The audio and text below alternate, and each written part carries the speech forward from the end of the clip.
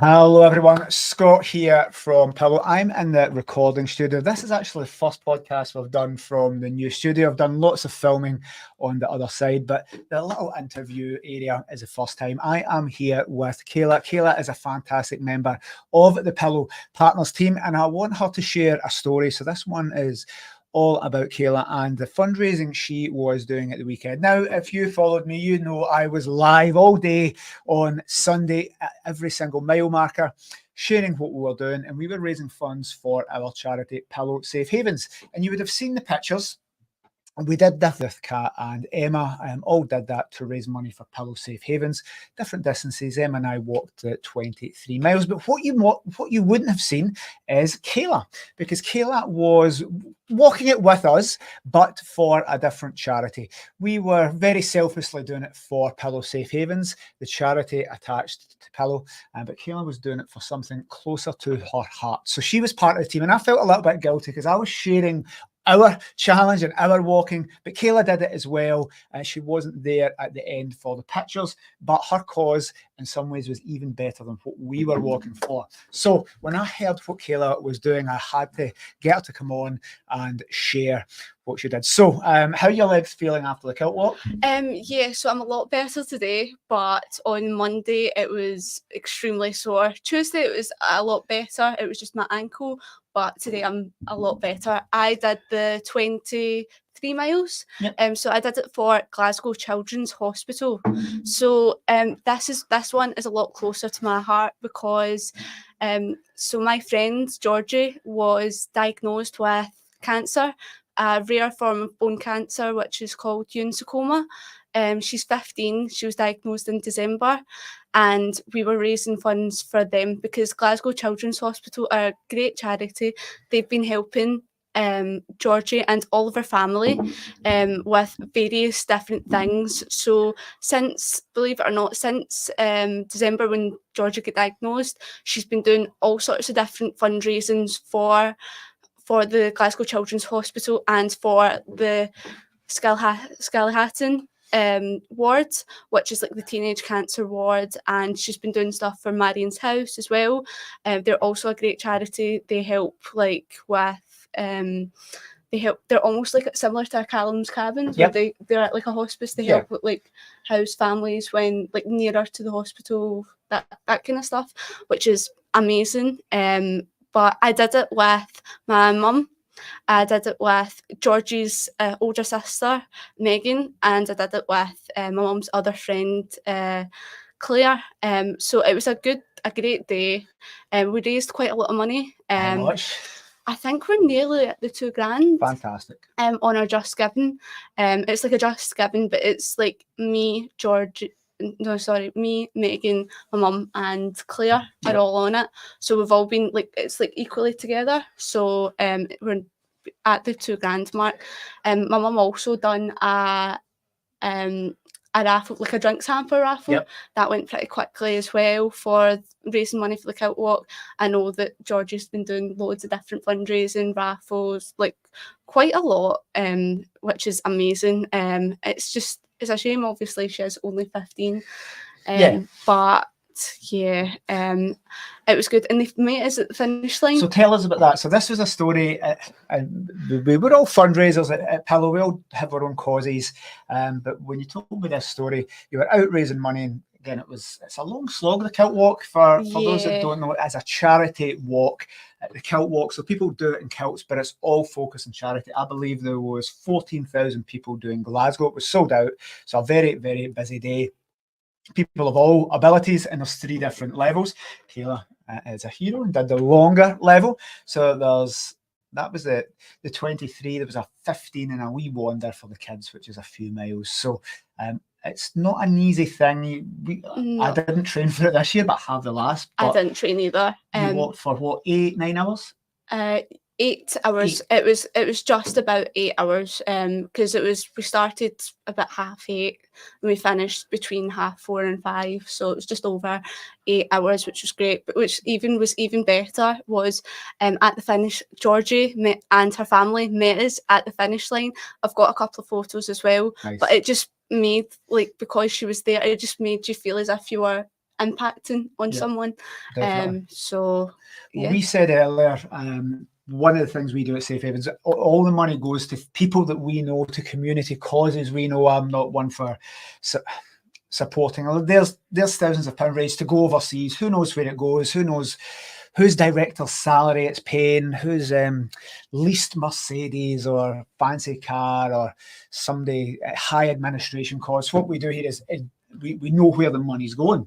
So that was going to that young lady. I just explain to the audience, 15-year-olds, you'd expect somebody to be fit and healthy and starting off their life, but give us a little bit more details about the unfortunate condition that she was suffering from that you're raising money for. So it's Ewing sarcoma, so it's a bone cancer. It's a very aggressive bone cancer.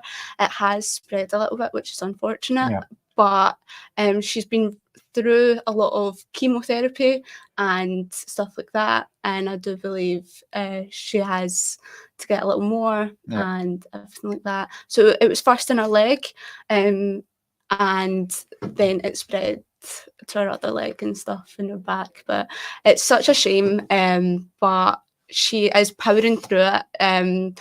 Like the amount of fundraising she's doing, she's like, I just can't believe how much she's kind of took it on the chin.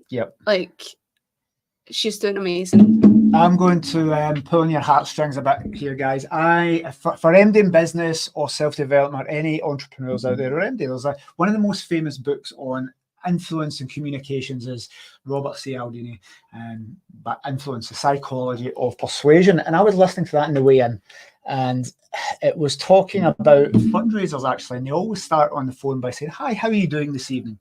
And people would answer, "I'm doing fantastic." "Are you well? Is life good?" "Yes, life is good." And I'm going to ask you guys that. Is life good? How is life for you? And most answer is yes, life is fantastic. And the fundraisers then go on to tie people into commitment, because as soon as you answer life is good, and then they say, "Would you be willing to help a young 15-year-old girl with cancer?" Then I'm going to use my new skills of influence from Robert Cialdini, one of the best kind of persuasion books in the market. So I'm going to ask you, is life good for you? Is your life better than being a 15-year-old going through chemotherapy and the trials that would be with cancer? And if your life is better, could you spare a few pounds to help Kayla and Kayla's cause? It's going to go to the Glasgow Children's Charity, and a specific ward. Well, so we have been so Georgie's been raising funds for different charities within the Glasgow Hospital, but for us, for the Catwalk, we've been raising funds for Glasgow Children's Hospital charity. So it's that one specifically that I'm raising funds for. Cool. So listen, guys, I'm using that influence book and the fundraisers that they did psychological studies on. How is life for you? Is it better than perhaps that young lady and many, many others in that ward? And what's a few pounds? It's a Costa or a Starbucks. Could you not get a croissant? Could you not get a coffee? Could you give that to help young children? Listen, guys, I hate asking for money. The charity side of Pillow, it's what we do. It's my duty and it's my cause to do that. So if it makes you feel a little bit uncomfortable, me asking, are you doing better than a young 15-year-old with bone cancer and going through chemotherapy? Well, why not help other children like that? So thank you for watching. I wanted to share that story. It would have been an injustice of me to be sharing that I've done the kilt walk, taking the pictures, that we've raised money for Safe Havens, when that is equally, if not a better story than anything we were raising money for the kilt walk. We'll share what we are doing with our funds, but Kayla walking for 8 hours, doing the long one with her family, and again meeting that young girl at the end who came to see would have been super, super special. So we'll make sure we share the media for that. We'll share the Just Giving links. So yeah, thank you for that. I thought that was an amazing story, much more powerful than what we did, because we just went through, had a little bit of fun, and we're going to distribute that to our charities. But guys, it just does make you think. You think life's great, and then you hear of somebody that you know or a family you know affected by these things. Thank you for letting me share. Not a problem. And there's Richard saying thank you. Respect what you're doing, Kayla. In some ways, it's hard to watch. Listen, guys, I know that, and I'm very obviously saying the influence from Robert Cialdini, that book, and the psychological tactics to get people to maybe feel a bit of compassion and empathy. It's a fast-paced world. Every day we click, we watch. We don't watch to the end. We don't care. We're on to the next new YouTube short or TikTok.